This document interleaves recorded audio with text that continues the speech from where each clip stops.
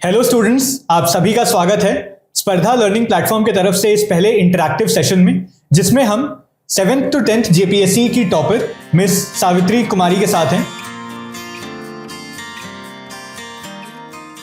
इस सेशन में हम लोग बहुत सारे जो डाउट्स आते हैं जनरली स्टूडेंट्स को, उसको रिजॉल्व करेंगे एंड देन हम लोग एक ऐसा आइडियल चार्ट या आइडियल प्लान प्रिपेयर करने का कोशिश करेंगे जिसके बेसिस पे एनी स्टूडेंट जो इस पॉइंट ऑफ टाइम पे अगले जेपीएससी को एम कर रहा है, स्पेसिफिकली जो 14th जेपीएससी के आने की संभावना है, उसके लिए जो लोग तैयारी कर रहे हैं वो एक अप्रोच अडॉप्ट कर पाएं और एक कंप्लीट सर्टेनिटी के साथ कि कौन से अप्रोचेस वर्क करते हैं, प्रीवियस टॉपर्स ने कौन से अप्रोच यूज किए हैं और साथ ही साथ किस तरीके से वो इस कॉम्प्लेक्स प्रोसेस को सिंप्लीफाई कर सकते हैं, इसके बारे में एक आइडिया ले पाएंगे। So welcome Savitri, we are really happy कि आप आज हमारे साथ हैं यहाँ पे इस पर्टिकुलर टॉपिक पे डिस्कस करने के लिए। एंड हमारे बहुत सारे स्टूडेंट्स, बहुत सारे स्पर्धा के जो मेंबर्स हैं जो जुड़े हुए हैं, उनको बहुत सारी डाउट्स थी जेपीएससी प्रिपरेशन से related, specially after we had launched our first course last month जो कि जेपीएससी आरएफओ मेंस के लिए था। तो उसमें कई स्टूडेंट्स को वो कोर्स पसंद आया था, but they want something more comprehensive and something जो कि ज़्यादा रिपीटेटिव हो, जो ज़्यादा लंबे समय तक चले।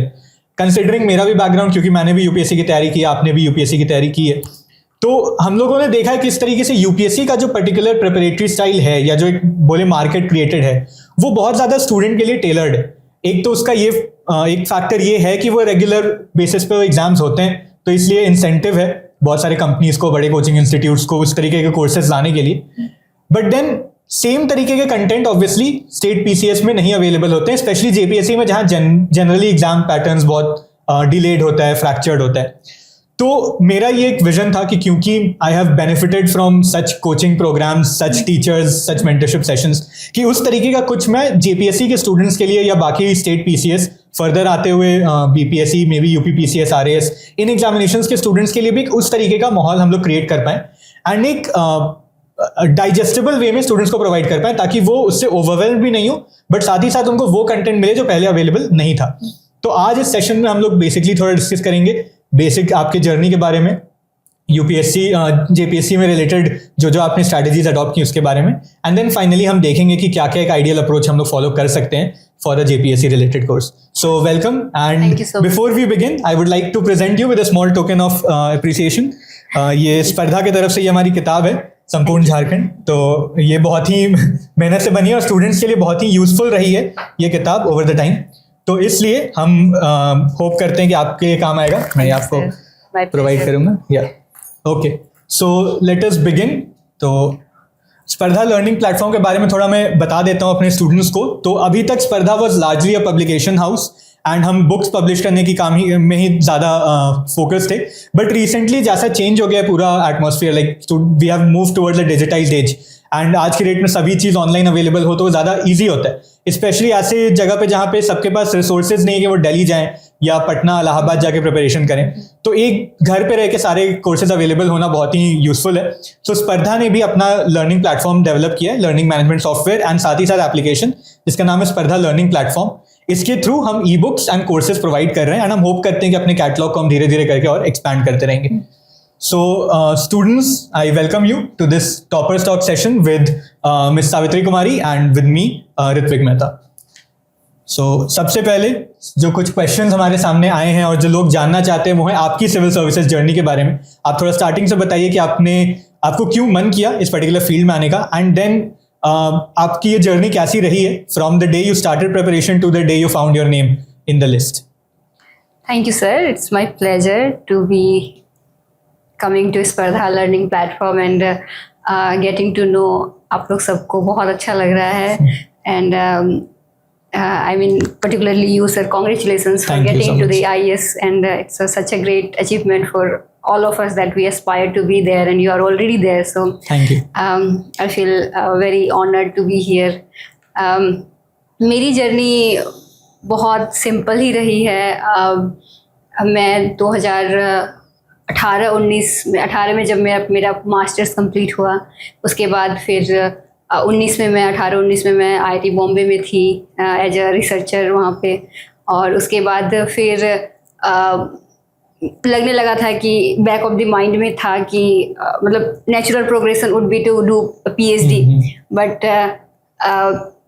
बहुत लंबा कमिटमेंट था पीएचडी का, and my professor at IT Bombay was also telling me that like natural progression is PhD, so get enrolled. And I was like कि okay, I have this back of the mind में ये dream कि civil services में कुछ करना है, तो let me come back, let me just go and give 1 or 2 attempt and see like where I am, and maybe in that, if that doesn't work out, then I'll come back to academia।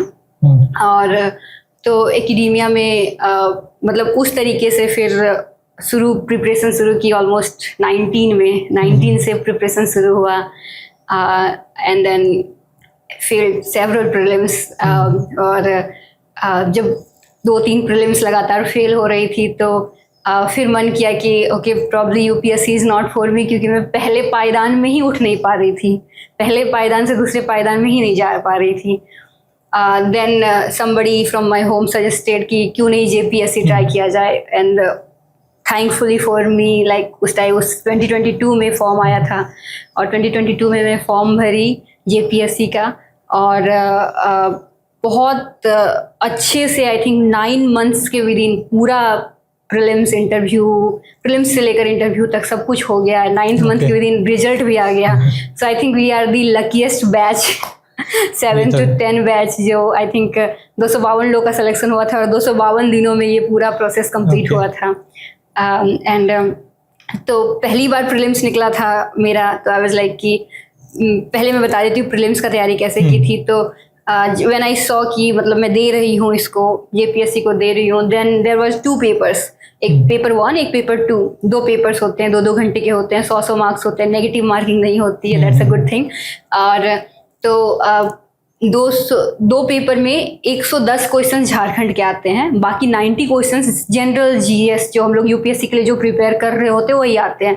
तो वो 90 के लिए मुझे problem नहीं था as such, ये 110 के लिए थोड़ा प्रॉब्लम था। तो last 2 months I read only Jharkhand. General सा कोई बुक उस टाइम उड़ान करके बहुत फेमस थी, तो वो वाली बुक को हम लोग मार्केट से ले आए थे, and then I read it like intensively, page to page, cover to cover, everything, and made note out of it, and fortunately like I could get 60-70 marks in paper 2, and that was enough for me to kind of clear prelims।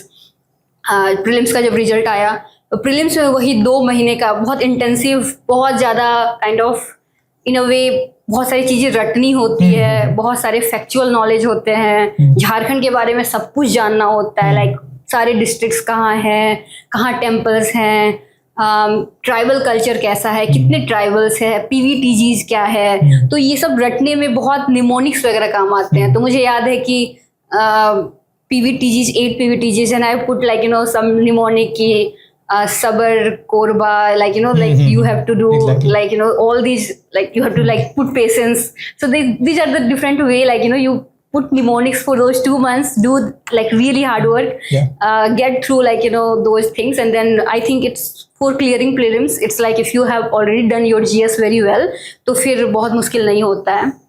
Easy to get 120, 130, 140 marks, and then after that you are done there. Okay.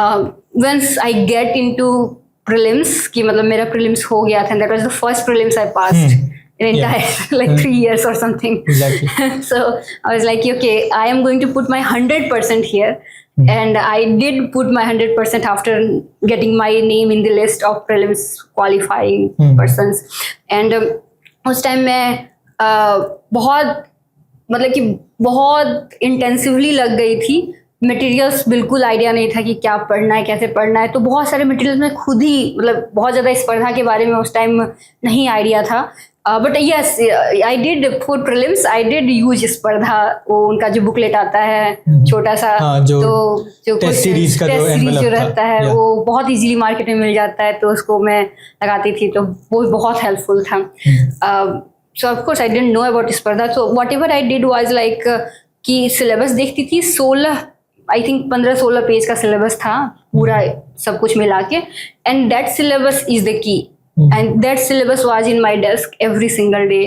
I would sleep with that syllabus कि अच्छा आज ये complete हो गया है, आज ये complete हो गया, आज ये complete हो गया है, and that syllabus is very nicely mentioned कि मतलब इंडस वैली सिविलाइजेशन है तो क्वेश्चंस यही आएंगे कि tell us about Indus valley civilization, they will not go very deep into बहुत सारी चीज़ों में।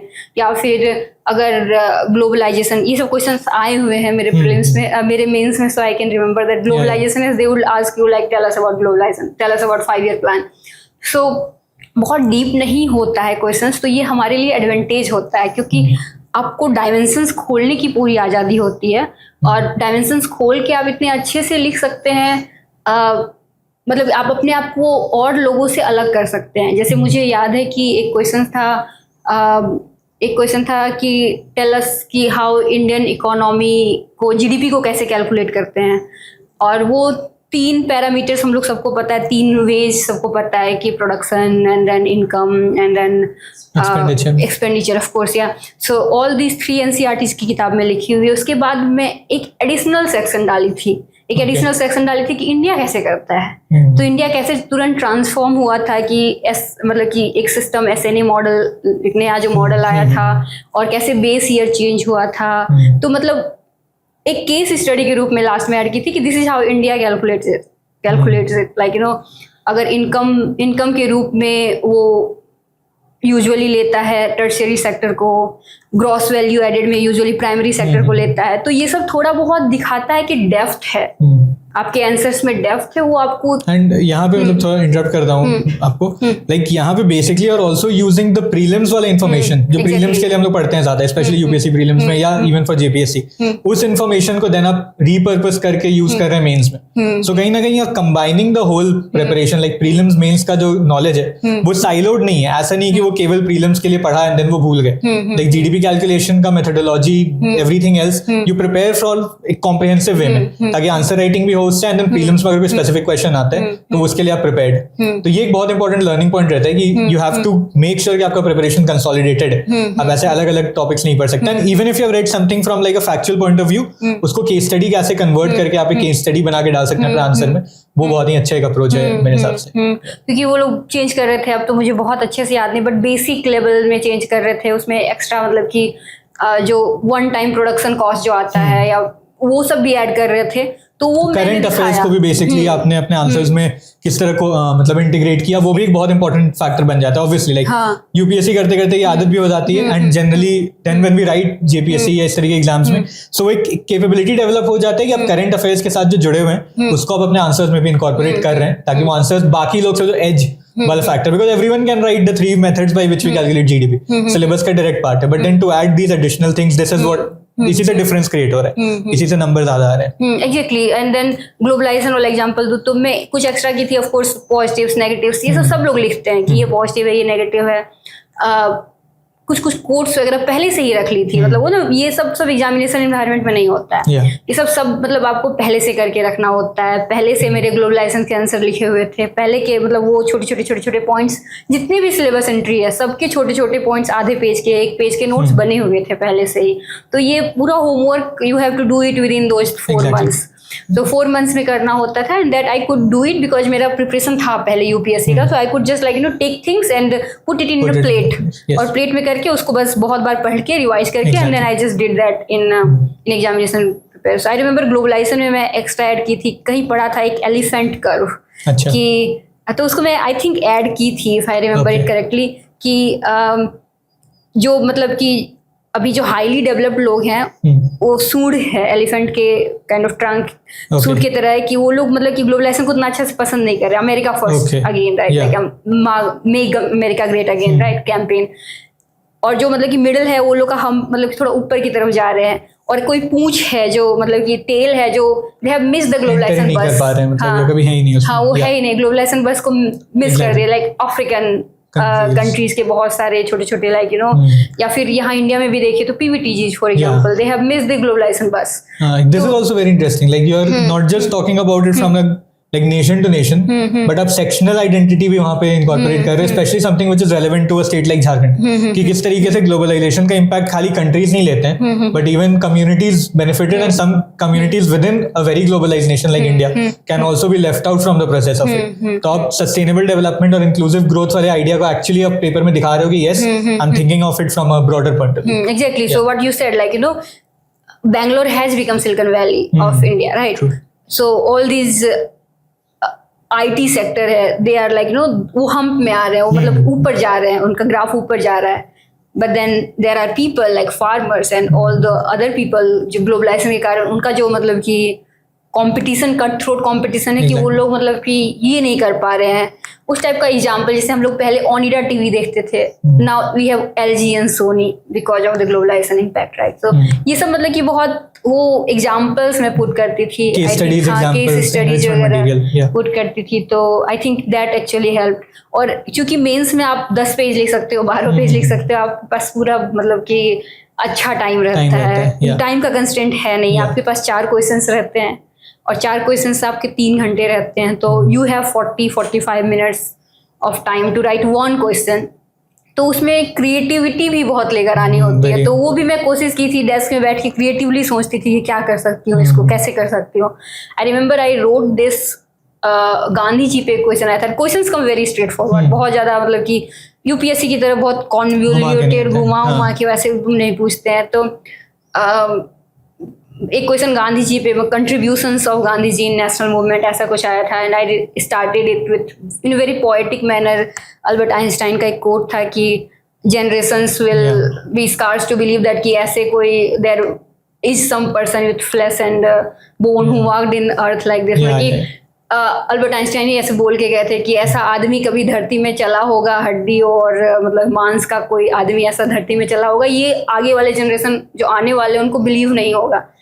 तो देन अल्बर्ट आइंस्टाइन का वो कोट से शुरू किया. And then like timeline literally it was like मेरे एक मतलब आंसर शीट में ऐसे टाइम्स है 1915 अराइवल एंड देन 18-19 में क्या किए. So basically मतलब you are not restricting yourself to the introduction, conclusion. ये आप based on the demand of the question आप identify कर रही हैं कि आपको क्या question क्या मांग रहे हैं, and then creatively कैसे आप सब चीज डाल सकती हैं उसको in a manner कि ऐसा नहीं हो कि और लोग जो लिख रहे हैं वो सेम कंटेंट हो जाए. आप कुछ इस तरीके से सेम कंटेंट को प्रेजेंट कर रही हैं जहाँ पे जैसे अब गांधी जी पे आपको एनरिचमेंट मटेरियल नहीं मिलेगा like apart from a quote जिससे आप शुरू कर रही. Now what is left is to like present it in a way जिससे एग्जामिनर को मार्क्स देने में आसान. तो अगर आप पूरा उनका लिख दिए हो टाइमलाइन तो दे विल नो कि हाँ ठीक है सब तो कवर्ड है. So what is left there to. So then there was as you said like जैसे कि मैं जीडीपी वाले क्वेश्चन में लिखी थी production method, production, gross value added method, income method, expend whatever like that method मेरा मतलब एक सब टॉपिक्स था, सब हेडिंग था.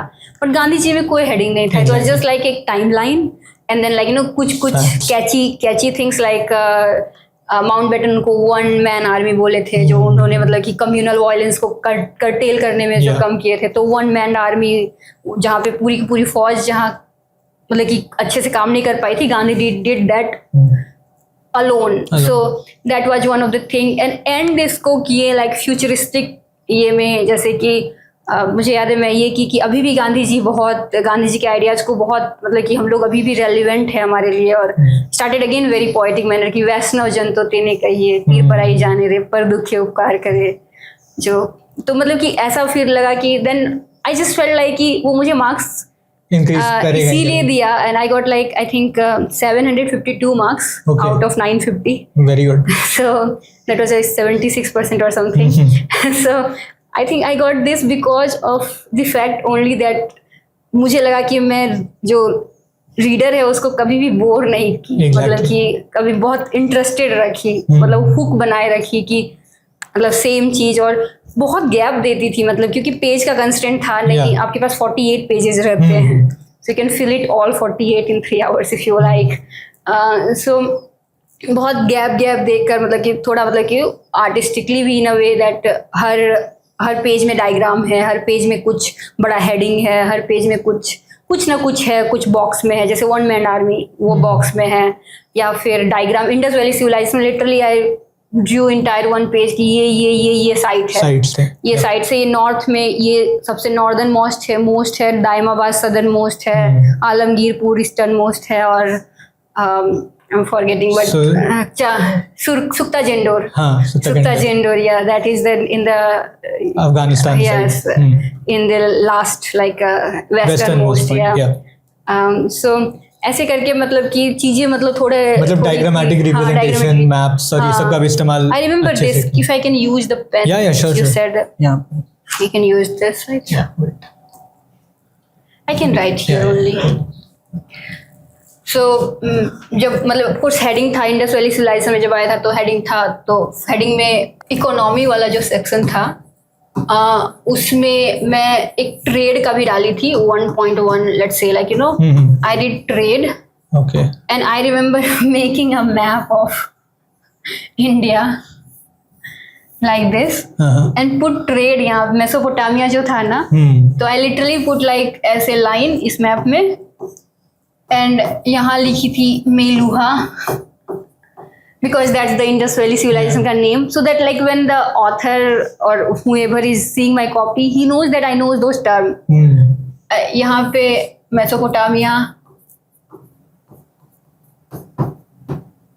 and then like you know this is the trade that wanted to show that कि ये एक था 1.2 में एग्रीकल्चर में, and then agriculture I put this things कि क्या क्या बार्ली था, राइट, और कॉटन था, so all those things I like you know made it very, ऐसे ही सेक्शन में भी सेक्शन नंबर 2 सोशल था, तो मतलब कि जो देख रहा होगा ना कॉपी, उसको एकदम क्लियरली देख रहा होगा, उसको पढ़ना नहीं पड़ रहा होगा कुछ, वो बस देख रहा होगा कि अच्छा हाँ, मतलब इट वाज विजुअली वेरी मतलब देख के पता चल जाएगा कि उसको ऑल द पॉइंट जिसके लिए उसको नंबर मिलना चाहिए वो सारा अवेलेबल है, सो दैट इज व्हाट मतलब helps you get the scores that जो टॉपर्स को मिलते हैं ऑब्वियसली.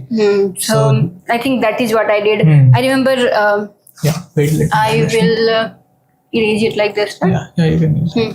I remember इमरजेंसी में आया था क्वेश्चन, इमरजेंसी में, सो मैं तीनों इमरजेंसी में लिखी थी, जो नेशनल इमरजेंसी है उसमें मैं टाइम लाइन में लिखी थी ऐसे, उसमें मैं टाइम लाइन लिखी थी कि 1 मंथ तक जो रहता है वहाँ तक उन लोग को स्पेशल मेजोरिटी से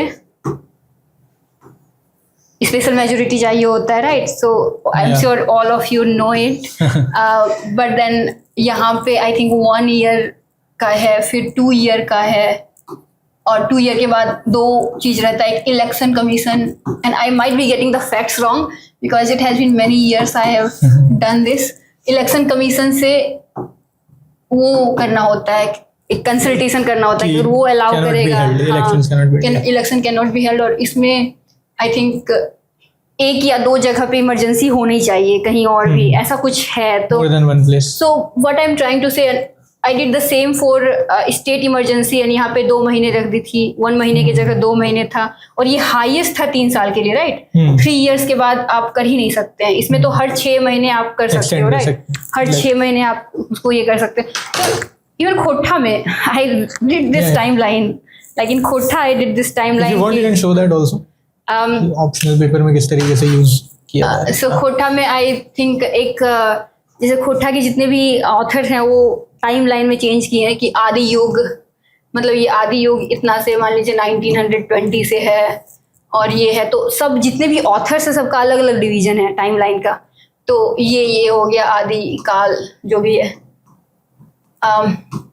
एंड देन 19 मान लीजिए 47 यहाँ से फिर मॉडर्न जो है उसके, मतलब कि खोटा को भी टाइम लाइन में हम लोग किए ना, तो ये सब सारे ऑथर्स के जैसे बी एन ओहदार के, तो ये बी एन ओहदार के दूसरा टाइम लाइन होंगे, और वही टाइम लाइन किसी और ऑथर के कोई और टाइम लाइन होगा. तो इस टाइप से जब वो लोग टाइम लाइन के बारे में पूछते हैं कि खोटा साहित्य को कितने खंडों में बांटा गया है, क्या कैसे किया गया, if you do this in presentable manner then author will know कि you have done your work, और बहुत ज्यादा उनको आंख मतलब कि गड़ा के पढ़ने का मन नहीं कर रहा है. यही चीज if you would have written कि 1920 to 1947 तो सोचना पड़ेगा, तो ये मध्यकाल, राइट, ये मध्यकाल हो गया, ये मॉडर्न वाला हो गया, राइट, आधुनिक काल जो भी हो गया.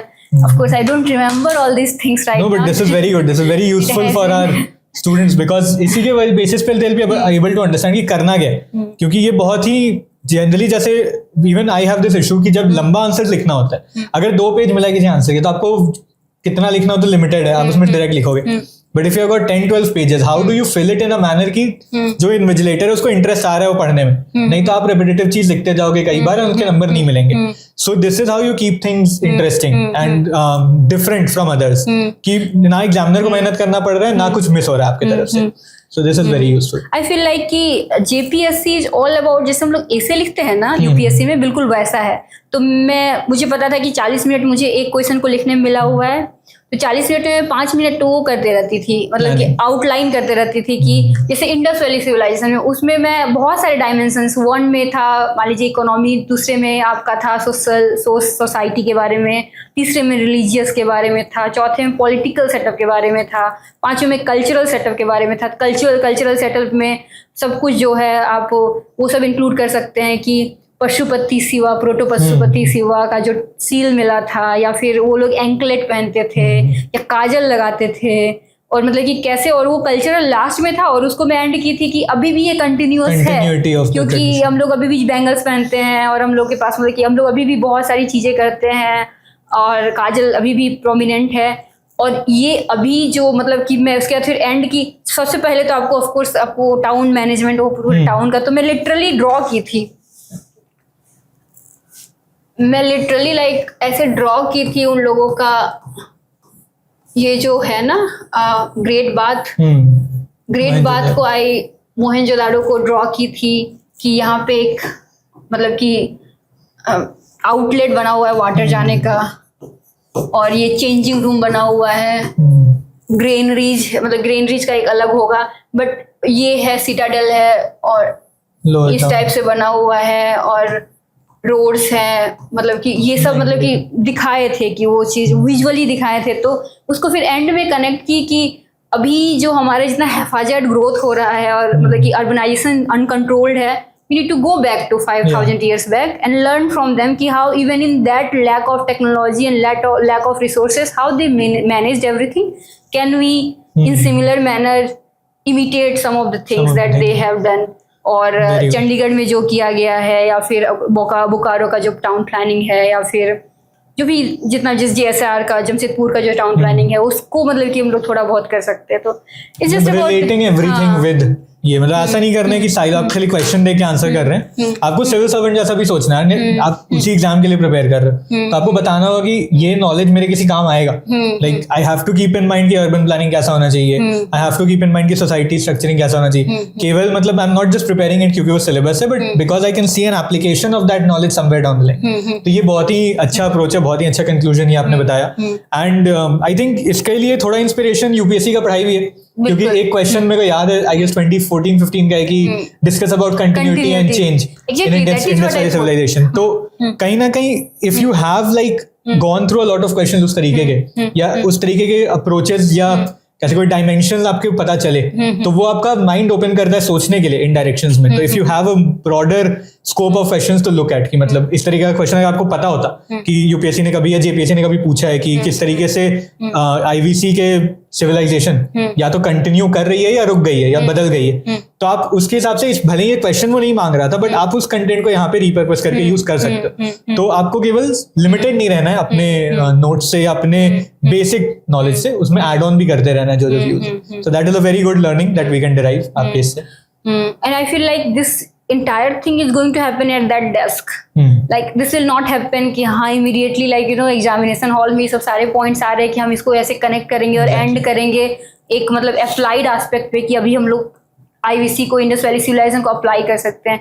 This all things has to happen before you go to examination hall कि मतलब एक दो बार आप लिख लिए हैं। मैं एक क्वेश्चन को लिख के गई थी पहले भी, तो that has help me.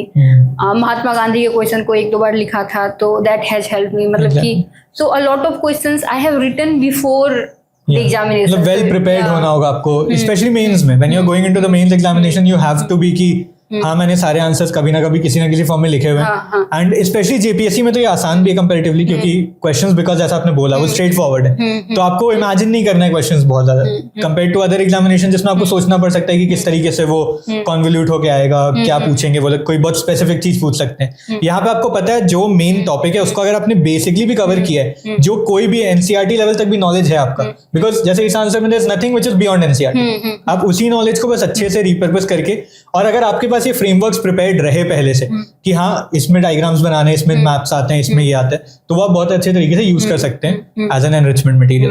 That's very good information. तो ये बहुत ही एनरिचिंग रहा है अभी तक। सो वैसे नेक्स्ट डाउट यही था लोगों का कि प्रीलिम्स और मेंस को कैसे लेके चलना है, तो आपने मोस्टली आंसर कर दिया, बट एक परसिस्टेंट डाउट यही है कि क्योंकि सिलेबस दोनों का अलग अलग है इन सम वे और दी अदर, तो how do you integrate the preparation together? अगर आपको प्रिपेयर करना है और आपके पास लेट अस से 4 months है प्रीलिम्स के लिए, एंड देन यू नो कि उसके 2-3-4 महीने में मेंस हो जाएगा, सो हाउ डू, या बहुत कम टाइम भी मिल सकता है प्रीलिम्स मेंस के बीच में, so how do you integrate the syllabus ताकि आप उसको एक साथ प्रिपेयर कर पाए? तो इसके लिए आपने क्या फॉलो किया था?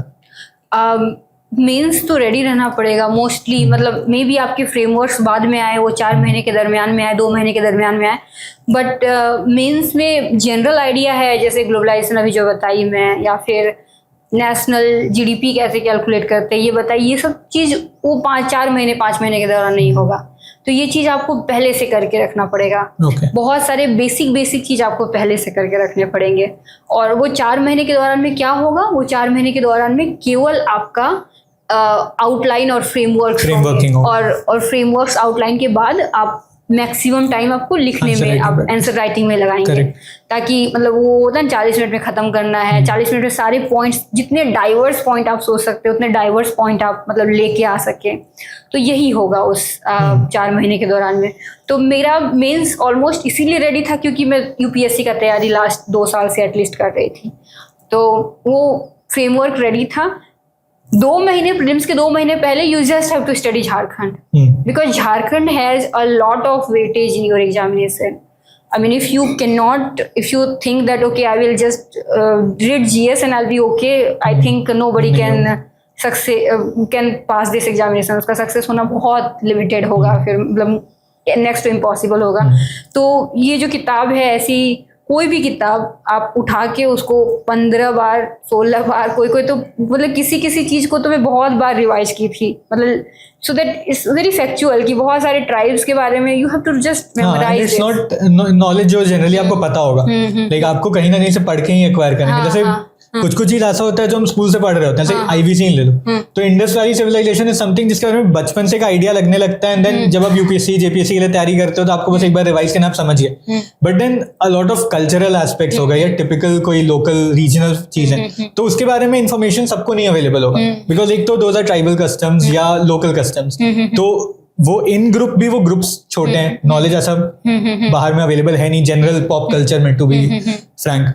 तो अब उसको कैसे एक्वायर करना है, इसके लिए obviously you need multiple revisions of the same content, and you need to be sure कि हाँ इसमें जितना कंटेंट है this is more than enough for me, and then अगर वो कॉम्प्रिहेंसिव है then you just move forward. आप अपना रिविजन कर रहे हो, फिर आप कलेक्ट करने के लिए नहीं भाग रहे अलग अलग इन्फॉर्मेशन, आप बस उसी पे स्टिक कर. सो that is very good advice.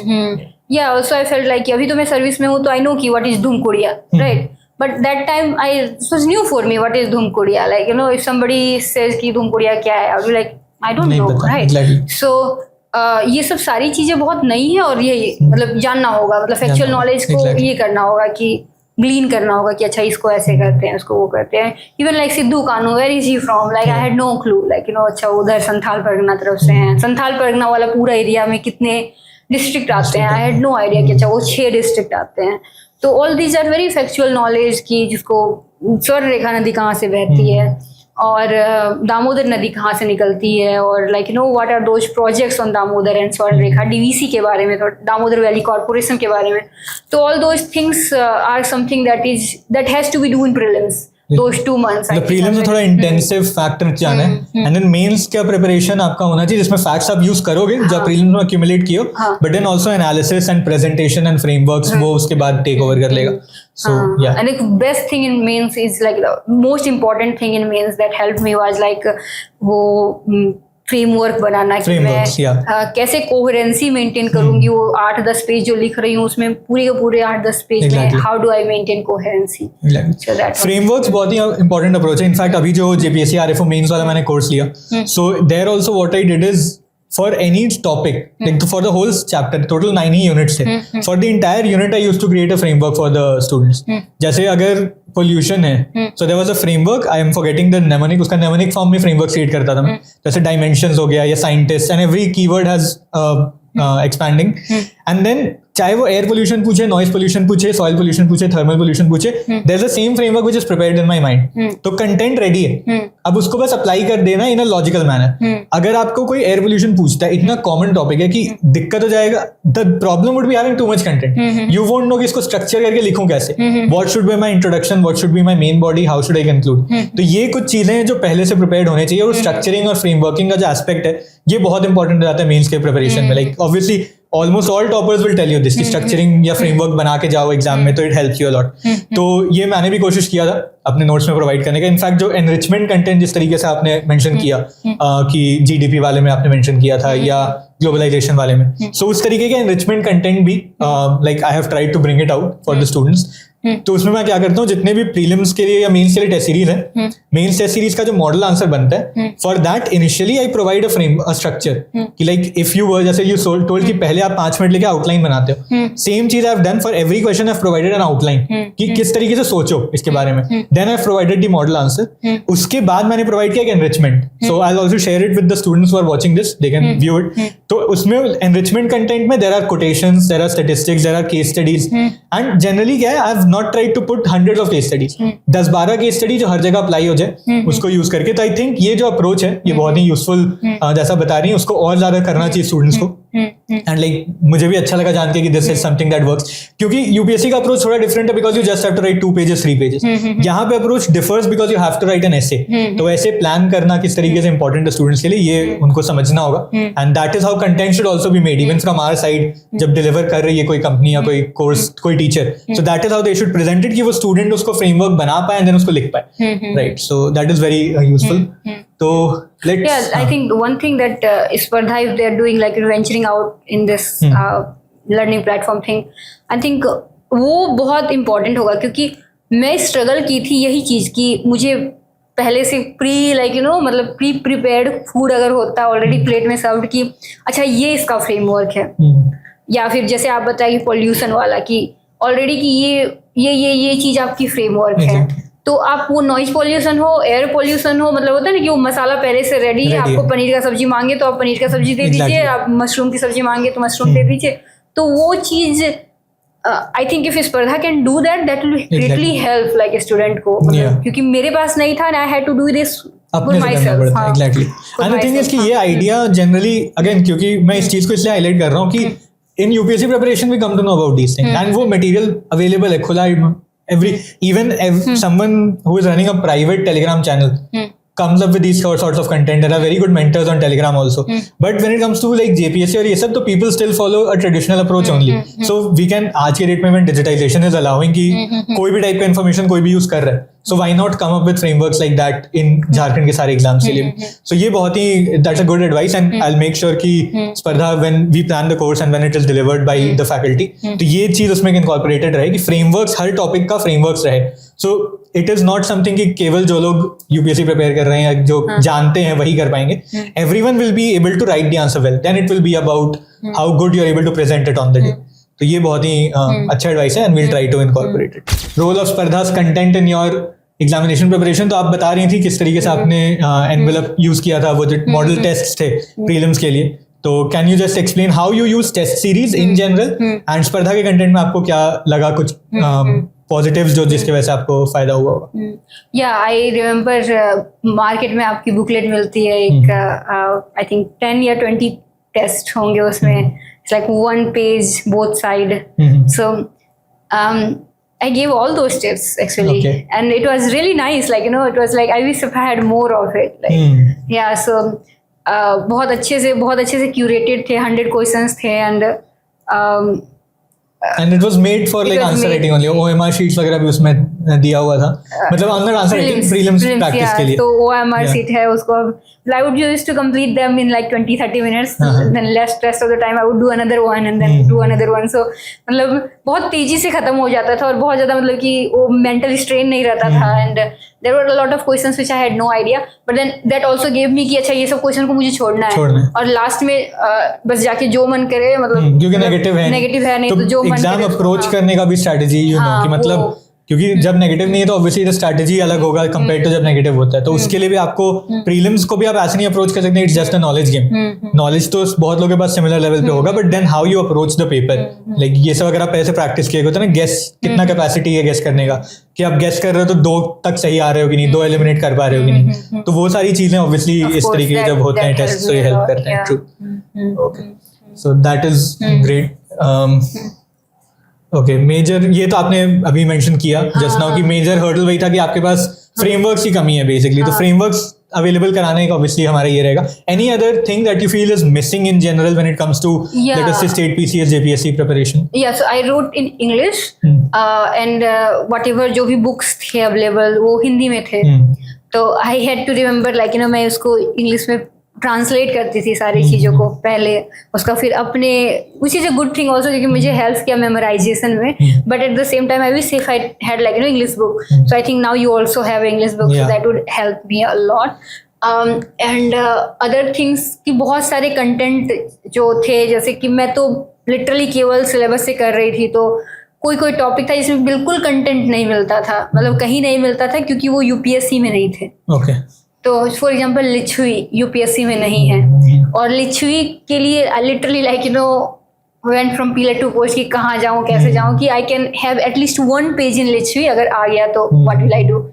Likewise, there was MKS, CGS, measurement system, all those things, and I literally had to watch a lot of YouTube videos to kind of glean into this. So something जो plate में नहीं था, and I was just seeing the book, and then I think it's already there, so I wish I had that book.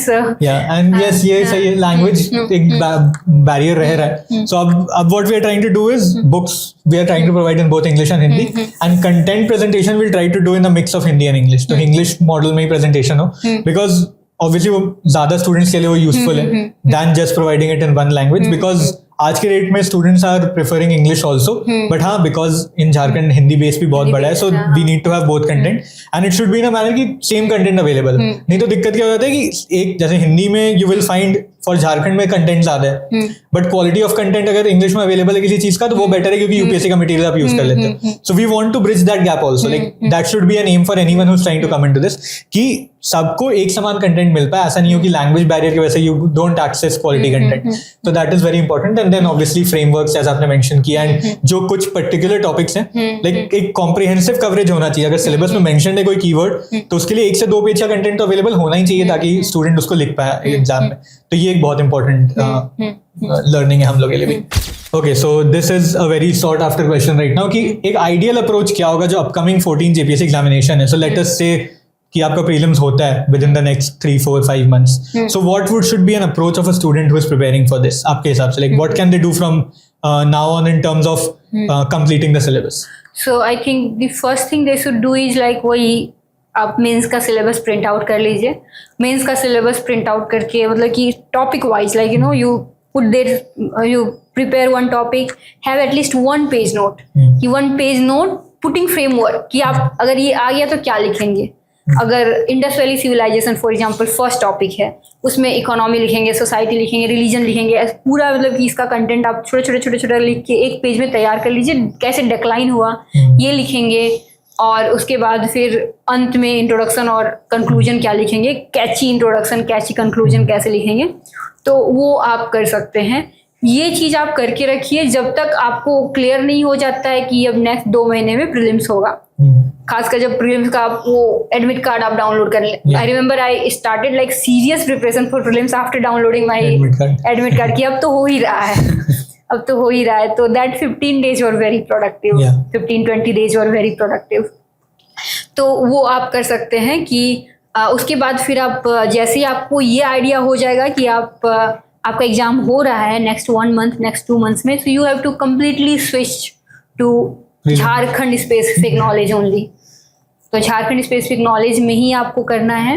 वो फिर eventually mains में उतना काम नहीं आता है, क्योंकि मेंस यूजुअली जीएस बेस्ड ही है, 1-2 सेक्शन को छोड़ के जो झारखंड स्पेसिफिक है बाकी मोस्टली जीएस बेस्ड है। तो उसके बाद फिर जब आप प्रीलिम्स दे देते हैं and you find comfortable 120-140 question सही हो रहे हैं आपके, then you immediately start for mains. And mains में आप वही फ्रेमवर्क्स आपके बहुत सारे रेडी रहे होंगे, जो रेडी नहीं होंगे वो फ्रेमवर्क को फिर से बनाना है ताकि आपका कोई भी टॉपिक छूट ना जाए।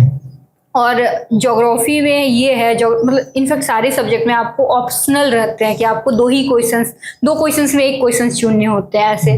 तो आप पहले अपना मतलब कि की एरिया आइडेंटिफाई कर लीजिए। फॉर एग्जांपल मेरा मॉडर्न था की एरिया और एंशिएंट था की एरिया। मैं झारखंड को सबसे लास्ट में रखी थी, आदि वगैरह आदि आई एम फॉरगेटिंग, बट कोई जैसे थे कि सरना वगैरह कुछ थे। So I didn't had a lot of materials for that, so I didn't know how to prepare for that. But एक पेज बना ली थी कि जस्ट इन केस अगर मॉडर्न और एंशिएंट में कुछ भी नहीं आए तब then I will go to medieval and Jharkhand. तो पहले मेरा क्लियर था मॉडर्न के सारे सेक्शंस और एंशिएंट के सारे सेक्शंस। उसी तरीके ज्योग्राफी के 2 सेक्शंस पूरे क्लियर थे कि ये दोनों भी कुछ आएगा then I will do this. तो उसके बाद फिर जब आपको टाइम मिलता है तो यू गो फॉर कि अच्छा थर्ड मेरा ऑप्शन ये रहेगा और फोर्थ मेरा ये ऑप्शन रहेगा। तो बहुत स्मार्टली इस तरीके से प्रिपेयर करना होगा कि आपके क्या मतलब कि की एरियाज जिसको आप पहले एड्रेस करेंगे। May be for some person Jharkhand will be the first area क्योंकि इसमें 4-5 सेक्शन ही है तो बहुत इजीली प्रिपेयर हो जाएंगे। हाँ, for me again like I didn't had material, like उस टाइम मेरे पास वो सरना वगैरह पढ़ने का उतना बहुत अच्छे से वो नहीं था, तो इसलिए मैं उसको लास्ट में रखी थी। इकोनॉमी के लिए भी सेम है, आपको 2 क्वेश्चंस काइंड ऑफ मिलते हैं, तो उसी तरीके से आप तैयार कीजिए।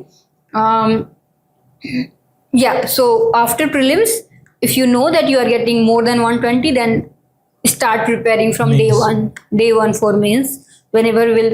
तो उसके पास आपको बस 2-3 महीना जो भी रहेगा। Give a lot of मॉक्स, I give more than 20 मॉक्स। तो या So बहुत पेपर्स लिखना पड़ेगा, मेहनत तो करना पड़ेगा। Obviously मेंस इज लेबोरियस, उसमें you need to have like continuous answer writing practice. Main वही है, as long as you do answer writing and आपको कोई अगर मदद करने को हो स्पेसिफिकली क्या how can you improve the quality, that would make it very easy. मतलब मेंस में उतना ज्यादा आपको सोचना नहीं है क्या करना है, वो मेनली करना है। आपको सिलेबस दिया हुआ है clearly and now you have to work on it. So that is something which has to be done for mains and obviously उसके बाद सिलेक्शन हो तो interview is a separate thing. Then interview is like you again have to prepare for like all the basic things like how do you introduce yourself। मैं बोकारो से हूँ तो थोड़ा बहुत बोकारो का हिस्ट्री है सच, थोड़ा बहुत सेल वगैरह के बारे में, स्टील इंडस्ट्री जो है बोकारो में उसके बारे में, या फिर वैसे ही आप अगर हजारीबाग के हो तो आपको इक्वली वही पूछेंगे। तो वो सब अपने बारे में एक रीजन स्पेसिफिक और ये सब स्पेसिफिक नॉलेज होना चाहिए। So this is something that you have already talked a lot about this. I don't know whether something is left. What would you have liked to see in a course aimed at students preparing for JPSC examination? So I think आपने इसको address कर ही दिया है, क्या क्या इसमें होना चाहिए, क्या क्या नहीं होना चाहिए। अगर कुछ स्पेसिफिक याद आ रहा हो तो otherwise we can move. Yeah, I think that's like more like curated, like tailor made for JPSC। हाँ, tailor made की अच्छा यही लिखना है, मतलब ऐसा ही बनाना है, यही फ्रेमवर्क रहेगा, यही चीज, बस इसी को काइंड ऑफ रट लो और चले जाओ। Exactly. Okay. So this is what I was talking about पहले आपसे कि अभी के लिए as of now, so स्पर्धा now that we have decided to come out with a course, I decided to plan a course and आपने बहुत चीज जो कही वो मुझे भी फील हो रहा था, तो a lot of it I've incorporated. Some new things you have talked about उसको भी मैं इसमें mention कर लूंगा ताकि when the team comes out with this तो वो useful रहे सबके लिए। तो prelims के लिए as of now most coaching या कोई भी अगर कोर्स होते हैं तो उसमें you'll get video lectures, general studies का you'll get video lectures of Jharkhand and then you'll get prelims test series. Similarly mains इसमें paper 2 लिखा गया but it is paper 3 to 6. You will get video lectures for general studies, video lectures for Jharkhand वाला part and you'll get mains test series. But obviously because I wanted it to be more comprehensive, so मैंने एक design किया कि like what should be done more for this. तो इसमें like this is what I've come up with कि prelims के लिए you get that same content जो मिल रहा है आपको, बस you need to make it more intensive. Like यहाँ पे हम जस्ट आपने जो इनपुट्स दिए मैं उसको इनकॉर्पोरेट करता हूँ ताकि हम लोग उस हिसाब से काम कर पाए। तो प्रीलिम्स में यूजफुल होगा if we can have some like frameworks and mnemonics याद करने के लिए, राइट? ये आपने बहुत इंपॉर्टेंट मेंशन किया था। तो नेमोनिक्स एक अगर इसका एक कंपाइलेशन हो या रेडी रेफरेंस मटेरियल हो for remembering a lot of things, that would be very useful. I still remember the mnemonic that you are telling, जो अभी मैं बता रही थी कुछ देर पहले कि पीवीटीजी 8 है झारखंड में। मैं ऐसे याद की थी कि 3 पहाड़िया लोग हैं। अच्छा। सौरिया पहाड़िया, माल पहाड़िया और परहिया। हम उसको पहाड़िया ही बना दिए थे कि पहाड़िया ही है, वैसे परहिया है। आई थिंक वो लोग डिफरेंटली प्रोनाउंस करते हैं इसको। वो 3 है और एक सबर है, एक कोरबा है। मतलब be patient, so like sabar Korba. and then korba is like let's be patient. इस टाइप से मैं याद की थी. एक असुर है और एक बिरहोर है. तो ये मैं ऐसे ही याद की थी कि मतलब पहरिया याद करना है, उन लोगों को बोलना है कि असुर के पास नहीं जाना है. ठीक है, मतलब कि know what ever funny way you can think of, right, याद करने के लिए जो भी आपको अवेलेबल हो. तो that is obviously very useful. We do it a lot. बहुत सारी चीज याद करने के लिए. तो एक mnemonics based things we can add ताकि स्टूडेंट्स को उससे एक्सेस रहे.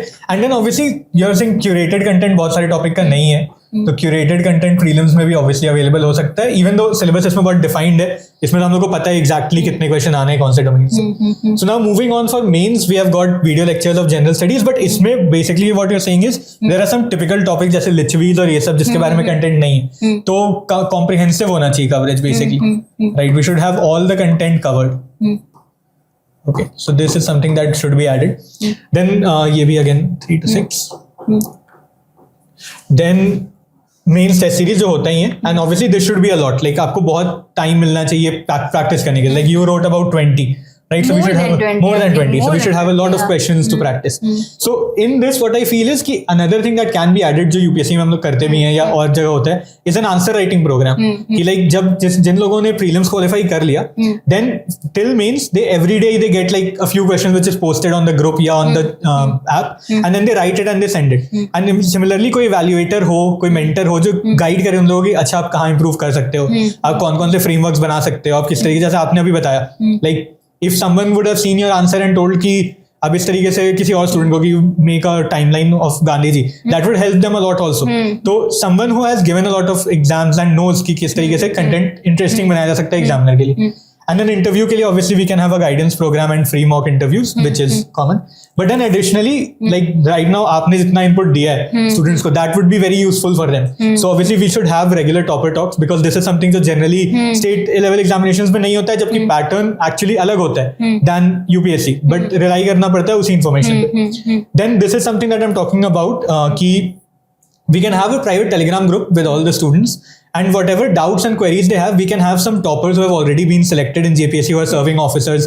And whatever time they get from their busy schedule, if you would be kind enough to contribute to this, that would also help the students a lot. So like it is not an intensive thing. Whenever a student has a doubt, we can come forward and help them. क्योंकि exam से पहले बहुत सारे queries होते हैं छोटे छोटे, कहाँ से कंटेंट कवर करूँ, आपने कैसे किया था. So we can have something like that ताकि उन लोगों को एक mentorship वाला जो फीलिंग है वो आए. And then जो faculty है हमारी for all the subjects, they should also be hosting one-on-one mentorship sessions. खुद कॉल करके उनके आंसर्स को evaluate करने के बाद कि अच्छा आप कैसा कर रहे हो, improve कहाँ कर सकते हो. तो that way, because आपको बहुत बार ये नहीं पता होता कि मुझे क्या नहीं पता है, वो एक टीचर ही देख के बताएगा कि अच्छा ये तुम नहीं लिख रहे हो, ये तुमको लिखना चाहिए था. So that is something that can also help a lot. So that is something I'm trying to bring in. And obviously क्योंकि आपने जैसे भी कहा कि एक जगह अगर सब परोस के मिल जाता खाना खाने को तो अच्छा होता. तो because अगर कोर्सेज और सब चीज अवेलेबल है तो बुक्स और कंटेंट भी अवेलेबल होना चाहिए वहीं पे. So why someone should have to go and buy books separately and then study a course separately? वो उसी को इंटीग्रेट करके anyone that accesses the course should also access the books on the basis of which a course has been made. तो यही एक basic fundamental चीज है जिसके साथ मैं आया हूँ. यहाँ पे बेसिकली एक और एक एडिशन जो आपने कहा था वो है फ्रेमवर्क्स. तो मेंस में भी फ्रेमवर्क्स रिलेटेड मटेरियल और एनरिचमेंट मटेरियल फ्रेमवर्क्स. तो this is something that we can add. So ये सारी चीजों को मैं इनकॉर्पोरेट करूंगा. हमारा अभी कोर्स बस डिजाइन हो गया, it is about to be finalize soon. तो इसके लिए ऑब्वियसली एक प्लानर, ये आपने एक चीज बोला कि आपको सिलेबस को डाउनलोड करके आपको उसको उसके साथ रहना है पूरा टाइम, उसी को टिक करते रहना है, काटते रहना, इतना हुआ है. So I have already designed that. आज सुबह तक बैठ के मैं ये काम कर रहा था. I have designed a complete course planner. I share it with you and the students will be able to see it on the screen right now. तो उस पे उन लोगों को दिखेगा कि कैसे मैंने पूरे सिलेबस को स्मॉल बाइट्स में ब्रेक कर दिए and they can just tick through everything that they have done and that way they can be sure कि हाँ सिलेबस कवर हो गए. लाइक उसमें कुछ छोटा नहीं है मेरी तरफ से, क्योंकि सिलेबस ऑब्वियसली बहुत लंबे फॉर्मेट में है. To have it in front of you is a very important thing. जैसे इवन ऑप्शनल प्रिपरेशन में मैं भी करता था कि वो ज्योग्राफी का जो ऑप्शनल का सिलेबस है उसको एकदम मैंने ब्रेक डाउन करके रखा हुआ है और उसी पे 4 बार अंडरलाइन की यहाँ 1 बार रिविजन हो गया, 2 बार रिविजन हो गया. तो वो ऑब्वियसली हेल्प करता है पूरा खत्म करने के लिए. So that is it from our side generally. So now that you are here, we would love for you to be the person who launches this course. So if you can just scroll through it, we do not have a lot of digital media में बहुत ज़्यादा launch करने का options तो है नहीं. If you can just scroll through it once. But that's like my honor to be like, you know, launching this course. And thank you for the privilege. Two fingers, yeah. Okay. So thank you so much. Savitri ji, ये 14th JPSC Safalta course, we are naming it Safalta course so that it helps students get their success. It will be a comprehensive course from PT to mains to interview, and it will start around 1st September. And it has been prepared, like the ideas behind it, you saw it in front of you, we just brainstormed कि क्या और होना चाहिए. So all of those things we will try to come up with it, and it will be something that helps students go from becoming aspirants to toppers, like you did. So really Definitely prepared by toppers, of course. Like, so I hope that this will be a very useful thing. So for the students, I'm very happy if you have made it to the end of the video. You saw everything, and I hope that a lot of things that was given here was useful for you. The valuable insights जो सावित्री जी ने बताया है वो आपके लिए obviously बहुत useful होगा, because इस तरीके के comprehensive sessions generally देखने को नहीं मिलते हैं for JPSC examination. So I'm really happy कि आप अपना time निकाल के आई आज इतने ऑस्पिशियस डे पे, इंडिपेंडेंस डे के दिन, एंड आपने इतना टाइम दिया स्पर्धा और हमारे स्टूडेंट्स के लिए. So thank you once again, and I am glad that you were here with us. my pleasure. Thank you so much. Okay, take care students. I hope that आप जल्दी जो आगे कोर्स डिटेल्स लॉन्च होंगे, हमारे video आप Telegram channel पे भी join करके रखिए, और आप यूट्यूब चैनल पे भी सब्सक्राइब करके रखिए, और जितने भी कंटेंट है वो वहाँ पे पोस्ट होते रहेंगे. And be ready for the JPSC सफलता course which is going to be launch soon. Thank you.